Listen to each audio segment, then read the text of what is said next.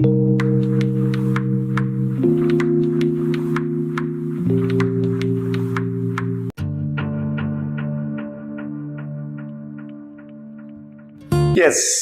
का टॉपिक है evolution of plants.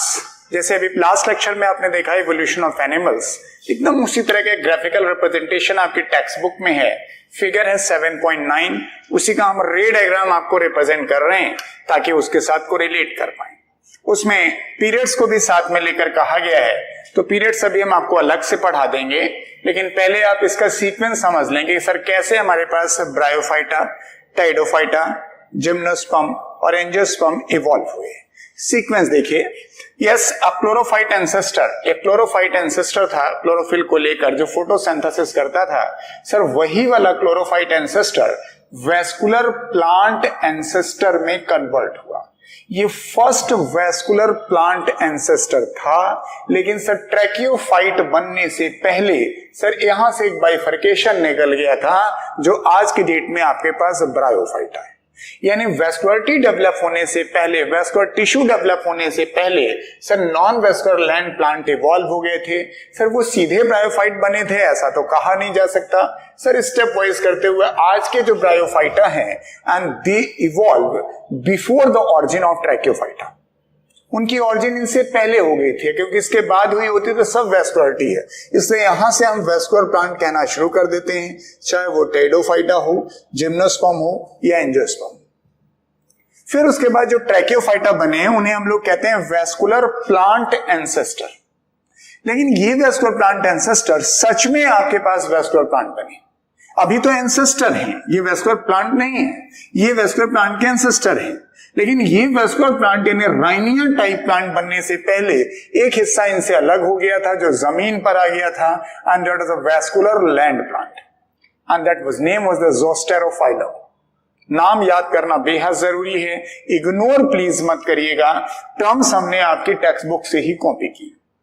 कि जो ट्रैकियोफाइट थे वो वेस्कुलर प्लांट एंसेस्टर थे, वो जब वेस्कुलर प्लांट बने यानी राइनियन टाइप प्लांट बने उससे पहले अलग हो गया एक वेस्कुलर लैंड प्लांट, यानी दोनों हैं वेस्कुलर।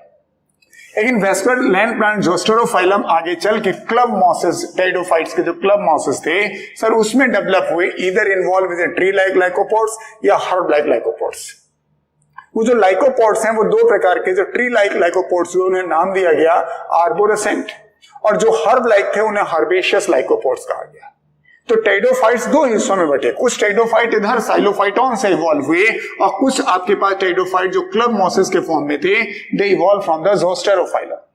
फिर ये राइनियन टाइप जो वेस्कुलर प्लांट थे ये आगे इवॉल्व होकर सिलोफाइटॉन बने, and psilophyton the extinct vascular plant. मैं ये नहीं कह रहा हूं ये प्रिमिटिव वेस्कुलर प्लांट थे, ये वेस्कुलर प्लांट के एंसेस्टर थे, लेकिन ये भी वेस्कुलर प्लांट जो इवॉल्व हुए एक्सटिंक्ट हो गए, अब नहीं पाए जाते, लेकिन they are common ancestor for pteridophyta, gymnosperm and angiosperm.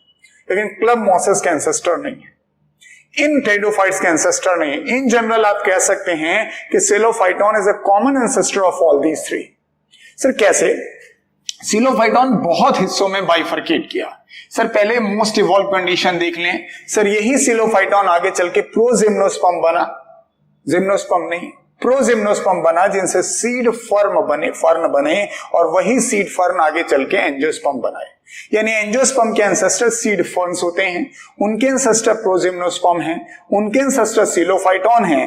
Then back side आ जाइए। ये तो बड़ी हेजिटेशन होता है बच्चे कहते हुए कि सर एंजियोस्पर्म के जो एंसेस्टर है वो प्रोजिम्नोस्पर्म है, क्योंकि जिम्नोस्पर्म तो हम इधर पढ़ते हैं। सर आपके साइलोफाइटॉन जो है हॉस्टेल और फर्न में कन्वर्ट हुए, ये टाइडोफाइट्स थे। यानी कुछ टाइडोफाइट जो हॉस्टेल और फर्न बने they are evolve from the psilophyton, जो क्लब मॉसेस है they evolve from the zosterophyllum. लेकिन सर इसी साइलोफाइटॉन से ginkgo, conifers and cycads they are real gymnosperms, ये डेवलप हुए। तो हम इस चार्ट को या एनिमल वाले चार्ट को बता के सिर्फ ये रिलेशन दिखाना चाहते हैं, how the bryophyta related the pteridophyta. Pteridophytes किस तरह से दो हिस्सों में बटे, एक club mosses, horsetail and fern, and zosterophyllum, rhynian type, tracheophyte और सिलोफाइटॉन का हमारे यहां पर इस एंसेस्ट्री रिलेशन में सर क्या रिश्ता बन पाता है वो इस चार्ट से आप देख पाएंगे।